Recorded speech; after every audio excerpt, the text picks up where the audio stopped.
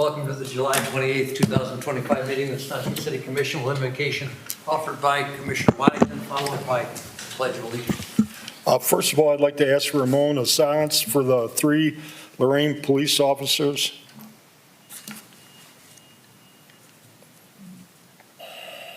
God our Father, as we gather here tonight for the meeting, give us guidance and wisdom to make the proper decisions. Also, Lord, please protect all of our safety forces in Sandusky. Amen. Amen. I pledge allegiance to the flag of the United States of America and to the republic for which it stands, one nation, under God, indivisible, with liberty and justice for all. Ms. Myers, you call the roll. Yes, Mr. President. Mr. Pajali? Here. Mr. Coons? Here. Mr. Crable? Here. Ms. Fargo? Mr. Waddington? Here. Mr. Brady? Here. Mr. Murray? Here. Motion, I move, Mr. Chairman, Ms. Murray. I move to excuse Ms. Fargo. Second. Got a motion and a second discussion. All in favor, say aye. Aye. Motion passed. Commissioners, you have before you the minutes of our meeting of July the 14th, 2025. What's your pleasure? Mr. Chairman, Commissioner Pajali. I move that we accept the July 14th minutes as presented. Second. Got a motion and a second? Without objection, hearing no objection, the motion will be approved. Hearing no objection, that motion is approved.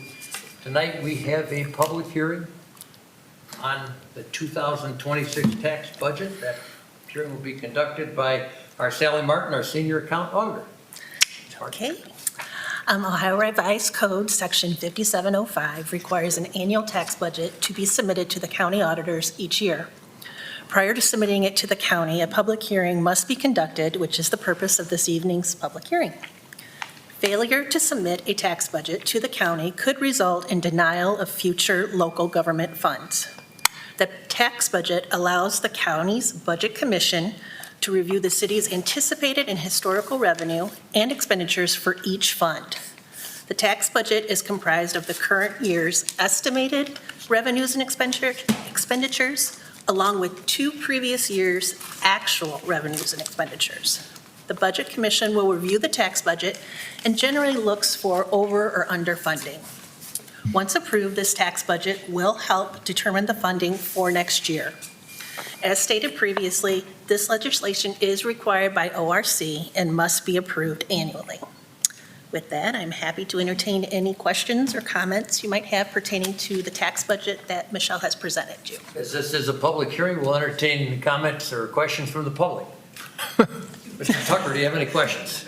This all sounds too familiar. And I believe Commission has reviewed the documents that Ms. Reeder has provided to us. Questions or comments, Commissioners? You're getting off easy, Sally. Thanks, guys. I'll declare this public hearing closed. Comments from the public on any item that pertains to agenda items. Mr. Tucker, you're sitting still again. It all makes sense. Commissioners, you have before you several communications from staff recommending various pieces of legislation. Can I have a motion to accept those communications? So moved. Second. Got a motion and a second discussion. Without objection, that motion will be approved, and hearing no objection, that motion is approved also. Commissioners, we have 7 items on the consent agenda this evening. Do any of you wish to move any of those items to the regular agenda? I'd point out that item A is a second reading and as such does not require a motion. But Ms. Myers, would you present the consent agenda? Item A, second reading, approval of Parks and Recreation Independent Contractor Agreement with KP Gymnastics. Item B, accepting annexation of Cedar Point property from Huron Township. Item C, approval of 2026 tax budget. Item D, approval of easements with Cedar Point for Sandusky Bay Pathway. Item E, approval of change order 1 and final for electrical panel and lighting replacement at Shade Mylander project with Fresh Electric. Item F, approval of STS application for 2026 Ohio Workforce Mobility Partnership Program. Item G, permission to dispose of unneeded items. Commissioners, having heard these ordinances and resolutions, how would you like to proceed? Mr. Chairman, Mr. Murray. I move for the adoption of these ordinances and resolutions pursuant to the code section set forth in the communication. Second. Got a motion and a second discussion. Ms. Marzi, poll the commission on the motion, please. Mr. Bajali? Yes. Mr. Coons? Yes. Mr. Crable? Yes. Mr. Wantington? Yes. Mr. Brady? Yes. Mr. Murray? Yes. And now on the ordinances and resolutions. Mr. Bajali? Yes. Mr. Coons? Yes. Mr. Crable? Yes. Mr. Wantington? Yes. Mr. Brady? Yes. Mr. Murray? Yes. Those ordinances and resolutions are passed. Ms. Marzi, present item number 1 on the regular agenda. It is requested an ordinance be passed authorizing and directing the city manager to purchase a PKS heavy-duty four-post vehicle lift with accessories from Lift Now Automotive Equipment Corporation of Yorktown Heights, New York, for the Sandusky Transit System, and declaring that this ordinance shall take immediate effect in accordance with Section 14 of the city charter. Commissioners, having heard this ordinance, what is your pleasure? Mr. Chairman, Ms. Waddington. I move for the adoption of this ordinance under suspension of the rules in full accordance with Section 14 of the city charter. Second. Got a motion and a second discussion. Ms. Marzi, poll the commission on that motion. Mr. Bajali? Yes. Mr. Coons? Yes. Mr. Crable? Yes. Mr. Wantington? Yes. Mr. Brady? Yes. Mr. Murray? Yes. And now on the ordinance. Mr. Bajali? Yes. Mr. Coons? Yes. Mr. Crable? Yes. Mr. Wantington? Yes. Mr. Brady? Yes. Mr. Murray? Yes. That ordinance is passed. Ms. Marzi, present item number 2, please.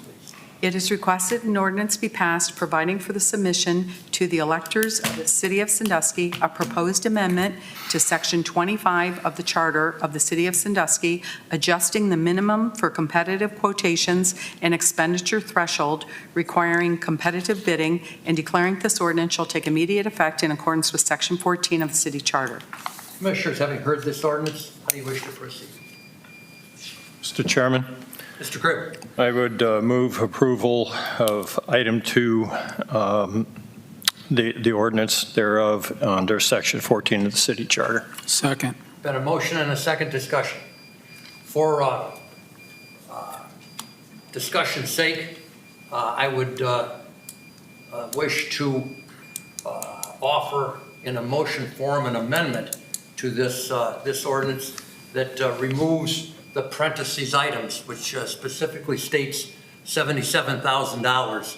I think it is appropriate to remove that item, and I think that I certainly favor moving to state law with it. The language that will be on the ballot is very specific in that this commission has latitude in adjusting that amount either up or down. But I'm proposing an amendment to reflect removing the parentheses items of $77,000. I would also second that. Have a motion and a second discussion on that amendment.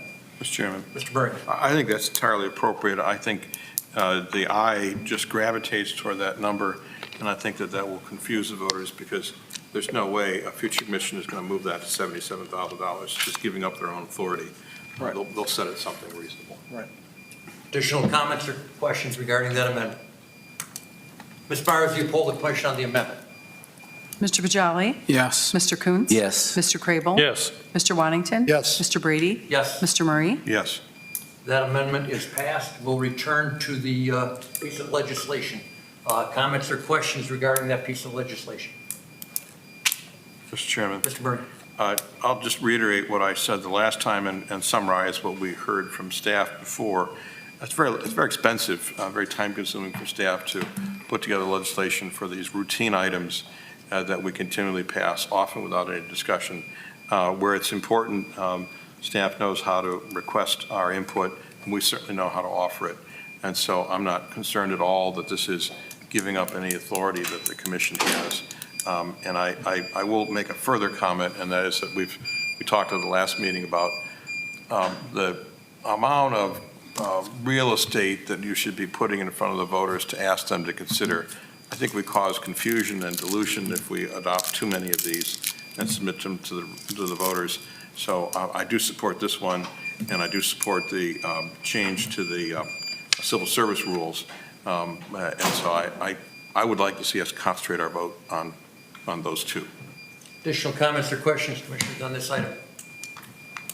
Mr. Chairman, Mr. Pajala. relative to Mr. Murray's comments, I thought maybe we should put all of them on there and let the citizens of Sandusky decide, our stakeholders, our real stakeholders.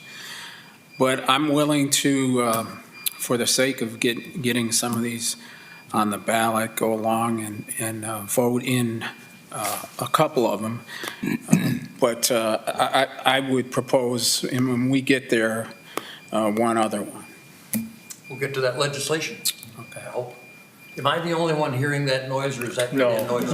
We're all hearing it. I thought it was in my head, but Mr. Booth confirmed that it is.